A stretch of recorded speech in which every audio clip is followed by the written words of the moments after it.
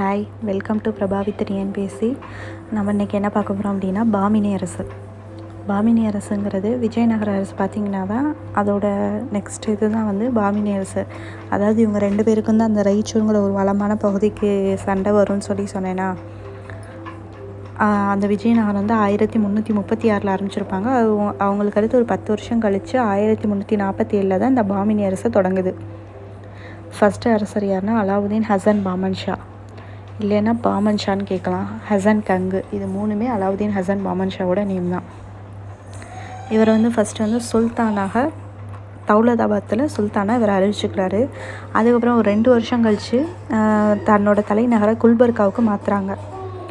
அப்புறம் 1429 வந்து தலைநகர் பீடாருக்கு மாற்றப்பட்டது. ஓகேவா? இந்த குல்பர்காவில் தான் இவங்களோட கட்டடக்கலையெல்லாம் இருக்கும். பின்னாடி பாயிண்ட் இருக்கும், நான் சொல்கிறேன். இப்போ பார்த்திங்கன்னா பாமினி வம்சத்தில் எத்தனை அரசர்கள் ஆட்சி பண்ணாங்க அப்படின்னா 18 அரசர்கள். ஞாபகம் வச்சுக்கோங்க, இது ஒரு பாயிண்ட்டாகவே கொடுத்துருக்காங்க 7th ஸ்டாண்டர்ட் புக்கில். அலாவுதீன் ஹசன் பாமன் ஷா என்ன பண்ணார் அப்படின்னா, அவரோட அரசை ஒரு 4 மாகாணமாக பிரிச்சுக்கிட்டாங்க. அதாவது அவங்க ஆட்சி செய்கிறதுக்காக அதை பிரிச்சுக்கிறது தான். 4 மாகாணமாக பிரிச்சுக்கிறாங்க. அதுக்கு பேர் வந்து தராப். ஓகேவா? நெக்ஸ்ட்டு முதலாம் முகமது ஷா வராரு. முதலாம் முகமது ஷா வந்து ஒரு முக்கியமான இது பண்ணியிருக்காரு. என்னென்னா, வாராங்கல் அரசு இருக்குல்ல, அவங்களோட போர் புரிஞ்சு கோல்கொண்டா கோட்டையை கைப்பற்றியிருக்காரு. கோல்கொண்டா கோட்டையில் என்ன சிறப்பம்சம் இருக்குது அப்படின்னா, அங்கே வந்து ஒரு சிம்மாசனம் இருக்குது.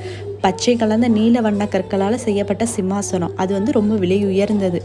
ஓகேவா? இதை பற்றி எந்த நூலில் இருக்குன்னா, பிர்தௌசிங்கிறவர் எழுதுனா ஷானாமா நூலில் இருக்குது இதை பற்றின செய்தி. அடுத்து முதலாம் முகமது ஷா 2 மசூதிகளை கட்டியிருக்காரு. ஒன்று வந்து 1367 முடிக்கப்பட்டது, இன்னொன்று பற்றி பெருசாக கொடுக்கல. அடுத்து இந்த முதலாம் முகமது ஷாக்கு அப்புறம் இவரோட மகன் வராரு, முஜாஹித். இவர் வந்து விஜயநகரில் போய் போர் புரிஞ்சுட்டு வந்துக்கிட்டு இருப்பார். வர்ற வழியில் குல்பர்கா வரும்போதே இவரை கொன்னுடுறாங்க. அதுக்கடுத்து இவரோட மாமனார் தாவூர் அப்படிங்கிறவர் இருக்கார். அவர் என்ன பண்ணுறாரு, அவரோட சகோதரர் மகன், தம்பி மகனையோ அண்ணன் மகனையோ, 2ஆம் முகமது, அவரை கொண்டு வந்து அரியணையில் அமர்த்துறாரு. இந்த 2ஆம் முகமது பெரும்பாலும் அவரோட நேரத்தை எதுக்காக செலவிடுறாரு அப்படின்னா, கல்வி மையமாக மாற்றுறதுக்கு தான். ஓகேவா? கல்வி மையமாக மாற்றுவதில் செயல்பட்டார். இதை கூட ஒரு கொஷினாக கேட்கலாம், யூனிக் பாயிண்ட்டாக இருக்குது. 3ஆம் முகமது அடுத்து வராங்க. 3ஆம் முகமதுகிட்ட இருந்தவர் முகமது கவான். அவர் வந்து ஒரு பிரதம அமைச்சராக இவர்கிட்ட இருந்திருப்பார். இவர் என்ன பண்ணியிருப்பார் அப்படின்னா, இவர் ஒரு நல்ல புலமை வாய்ந்தவர் பாரசீகத்துலேயும் கணிதத்துலேயும். இவர் என்ன பண்ணியிருப்பார் அப்படின்னா, பாரசீக வேதியியல் வல்லுநர்கள்டிருந்து எப்படி வெறிமருந்து தயாரிக்கலாம், அதை பயன்படுத்துறதெல்லாம் பயிற்சி வாங்கியிருப்பார். அதுக்கப்புறம் அந்த நிர்வாகத்தை 4ஆக பிரித்தவர் யார், அலாவுதீன் ஹசன் பாமன் ஷா. இவங்க என்ன பண்ணியிருப்பாங்க, 8 மாகாணமாக பிரிச்சிருப்பாங்க அவங்களோட மாகாணத்தை.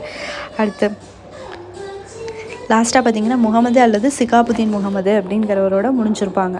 அடுத்து பார்த்திங்கன்னா சுல்தானியம் அதுக்கப்புறம் பிரியுது, 5ஆக பிரியுது. பீடார், பெரார், பீஜப்பூர், அகமது நகர், கோல்கொண்டா. கட்டடக்கலை ஆல்ரெடி சொல்லியிருந்தேன்.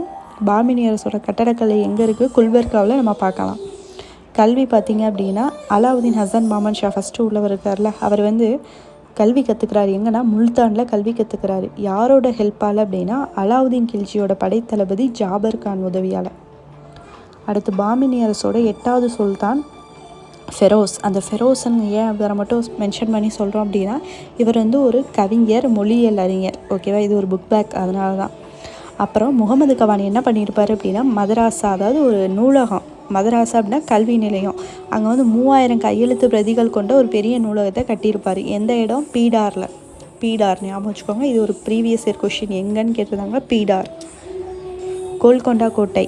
கோல்கொண்டா கோட்டை பார்த்திங்கன்னா ஹைதராபாத்லேருந்து 11 கிலோமீட்டர் தொலைவில் இருக்குது. 120 மீட்டர் உயரத்தில் அமைஞ்சிருக்கு. கோட்டையோட மிக உயரமான இடத்துக்கு என்ன நேம் கூடன்னு கேட்கலாம், பாலாஹிசார். அடுத்து பாமினி அரசின் 8 அமைச்சர்கள் யார் யாருன்னா, ஃபஸ்ட்டு பாருங்கள், வக்கீல் உல் சுல்தானா. அப்படின்னா சுல்தானா அப்படின்னு வந்துட்டாலே பிரதம நிலையில் அதாவது பிரதமரோ அல்லது சிஎம், முதலமைச்சருக்கு அடுத்த நிலையில் இருப்பாங்களா, அவங்க பேர் தான் அப்படி. வசீர் குல் அப்படின்னா அமைச்சர்களோட பணிகளை மேற்பார்வையிடுபவர். குல் அப்படின்னா அதாவது மேற்பார்வையிடுறாங்க, குனிஞ்சு அப்படின்னு யோசிச்சுக்கோங்க. அடுத்து ஜும்லா அப்படின்னா நிதி அமைச்சர், ஜம்முன்னு இருக்கலாம் நிதி இருந்தால், அப்போ நிதி அமைச்சர். அடுத்து நஷீர் அப்படின்னா உதவி நிதி அமைச்சர்.